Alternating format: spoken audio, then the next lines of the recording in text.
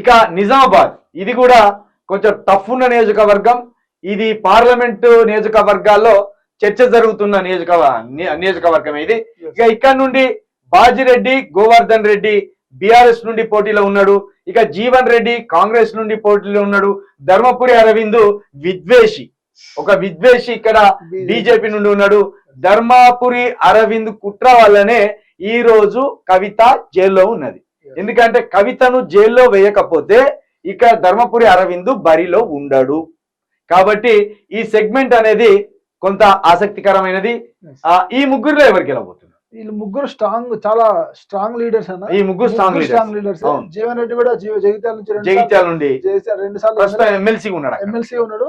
పోయినసారి మొన్న అసెంబ్లీలో ఎమ్మెల్యే ఓడిపోయిండు. బాజిరెడ్డి గోవర్ధన్ కూడా మంచి పేరున్న లీడర్. నిజామాబాద్ మాజీ ఎమ్మెల్యే.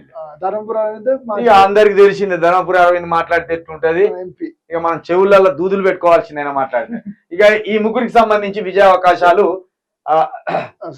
ఇది నిజామాబాద్ లో 2019లో బాండ్ పేపర్ కొనుకొచ్చుకొని 100 రూపాయల బాండ్ పేపర్ కొనుకొచ్చుకొని ఓ ఏషం కట్టిండు.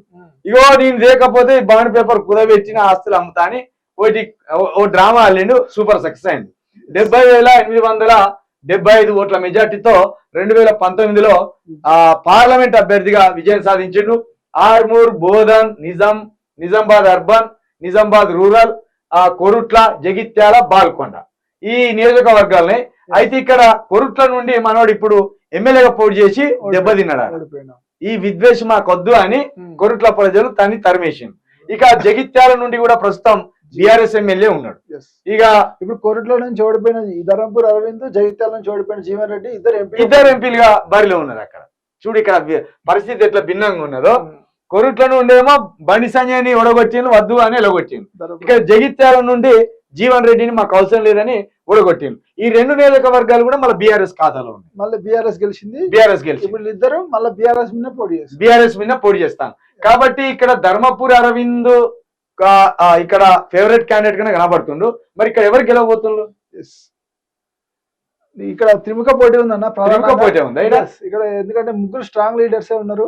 సో ముగ్గురు మధ్యలో టఫ్ ఫైట్ కనబడుతుంది మనకు. ఇక్కడ ఎవరు గెలిచినా తక్కువ మేరతో గెలవబోయే ఛాన్సెస్ అయితే. అయ్యో ఇక్కడ ఆశలు పెట్టుకున్నాడు కదా అరవింద్, నేనే గెలుస్తా అని ఉన్నదన్న. ఇప్పటి వరకు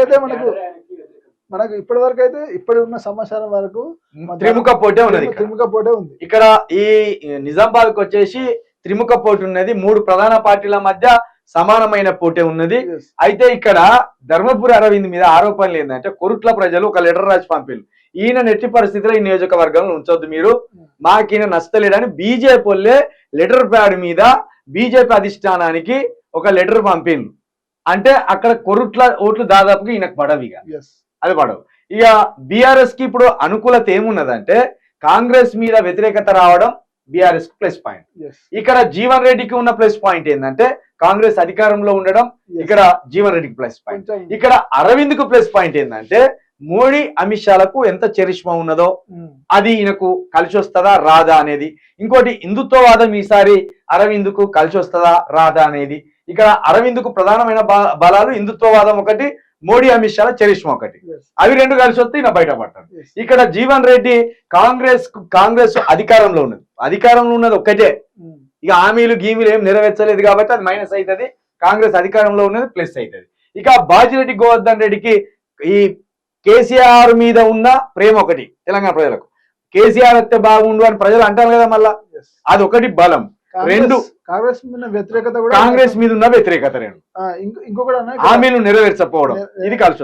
ఇంకొకటి ఇక్కడ ఇంట్రెస్టింగ్ ఫ్యాక్టర్ ఏంటంటే మన నిజామాబాద్ కవిత, మన కేసీఆర్ కూతురు కవిత కూడా ఇదే నియోజకవర్గం నుండి 2014లో ఎంపీగా గెలిచింది.